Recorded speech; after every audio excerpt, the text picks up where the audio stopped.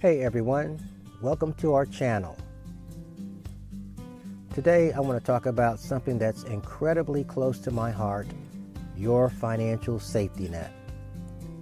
You know, that cushion that helps you sleep better at night knowing you're prepared for life's unexpected turns. Let me share something shocking with you. 78% of Americans are living paycheck to paycheck. I was once part of that statistic, and I know exactly how stressful it can be. That's why we need to talk about emergency funds. Last year, my friend Sarah faced a sudden $2,000 car repair bill. Because she had an emergency fund, what could have been a financial disaster turned into just a minor inconvenience. I've seen too many others forced to rely on high-interest credit cards or loans in similar situations. Today, I'm going to walk you through exactly how to build your own emergency fund step by step. Why do you need an emergency fund? Think about this. Your car breaks down, you need an urgent root canal, or worse, you lose your job. These aren't just hypothetical situations. According to the Federal Reserve, 40% of Americans won't be able to cover a $400 emergency expense without borrowing. I've learned that having an emergency fund isn't just about money, it's about peace of mind. When you have this safety net, you're not just protecting your wallet, you're protecting your mental health and future financial stability. So let's discuss setting your emergency fund target. Let's get practical. The standard advice is to save 3 to 6 months of living expenses. But don't let that number intimidate you. We're going to break this down into manageable chunks. First, let's calculate your monthly essentials. Rent or mortgage, utilities, groceries, insurance, and transportation costs. If you're just starting out, aim for $1,000. This might seem like a lot, but I'll show you how to get there step by step. Let's talk about determining your personal target. Your emergency fund size should be as unique as your situation. Consider these factors. Family size. More dependents mean more potential expenses. Job stability. Freelancers might need larger buffers. Health conditions. Consider your medical needs. Housing market. Homeowners should factor in repair costs. I have provided a simple worksheet to help you calculate your personal monthly expenses. You can download it from the link in the description below. And now let's discuss establishing your fund. Let's talk about where to keep your emergency fund. I recommend a dedicated high-yield savings account. Why, you might ask? Because it offers easy accessibility when you need it. And you will have better interest rates than traditional savings accounts. And it will be kept separate from your daily spending money. I recommend using an online bank that offers 1.5% annual percentage yield with no minimum balance requirements. And now let's discuss setting up automatic transfers. Here's where we make saving automatic and painless. I'll show you exactly how to set up recurring transfers. First, choose your transfer frequency. Weekly, bi-weekly, or monthly.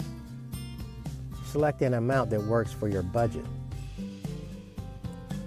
Pick dates that align with your paycheck. Remember, consistency beats the amount. Even $25 per week adds up to $1,300 in a year. And now let's talk about accelerating your savings. Let's supercharge your savings with some strategies I've personally tested. We'll look at both reducing expenses and increasing income.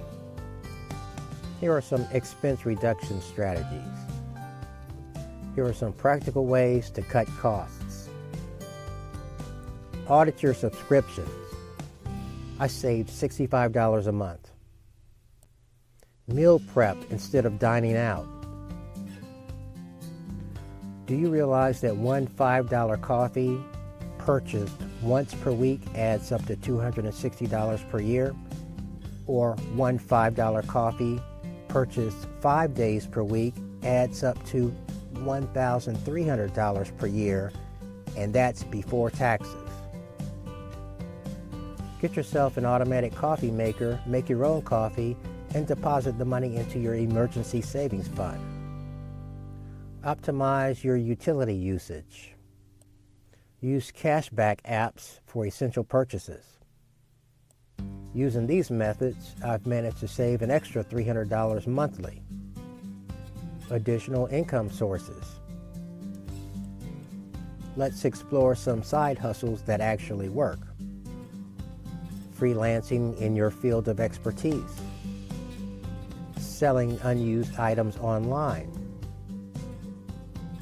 Teaching or tutoring. Food delivery or ride-share services. Online surveys and user testing. I started with just 5 hours per week of freelance work, which added $400 monthly to my emergency fund. Consider sites like Upwork or Fiverr for freelance work opportunities. Conclusion: building an emergency fund isn't just about reaching a number, it's about creating financial security for yourself and your loved ones. Remember,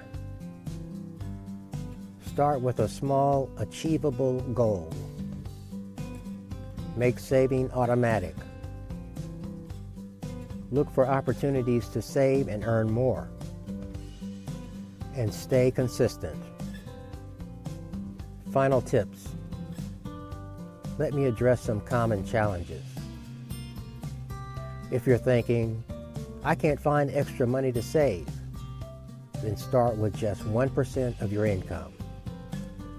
If you find yourself dipping into your savings, use a separate bank entirely. If you think to yourself, I'm not making progress fast enough, remember, slow progress beats no progress. And I want you to take action today. Right after this video, set up that separate savings account. Schedule your first automatic transfer, even if it's just $5. If you found this video helpful, don't forget to like this video. Hit that like button. Subscribe for more practical financial advice and videos that will help you master your money.